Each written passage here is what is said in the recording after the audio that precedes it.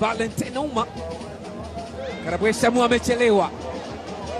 Jafari Salum Kibaya ataonesha ubaya. Kibaya, Jafari Salum Kibaya ameonesha ubaya mbele ya Musa Kamara Pinpin. Atajilaumu sana Karabwe Shamu. Karabwe Shamu atajilaumu kweli kweli. Mapigo na mwendo, wanapiga mwendo. Jafari Salum Kibaya ni moja kati ya washambuliaji hatari kweli kweli. Mohamed Hussein macho yamemtoka kishangaa. Tazama kosa. Valentine Uma alipiga pass.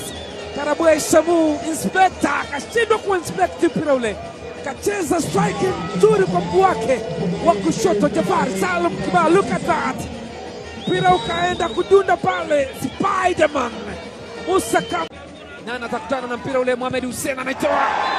Mwamuzi anasema ni mkwaju wa penalti. Kefa Kayombo referee kutoka Mbeya anasema ni mkwaju wa penalti kwa Simba Sports Club. Ilikuwa ni mpira mrefu ambao aliucheza mchezaji wa Mashujaa. Simba akaurudisha ndani. Mwamuzi akasema Abdul Nasir, na hili ndio tukio lenyewe.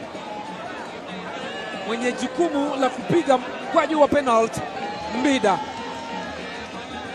Ateba. Salma Wanyika, Simba Sports Club anazinduka kutoka usingizini kupitia kwa mkwaju wa penalti wa Lionel Christian Mbida Ateba. Jukwani ni shangwe.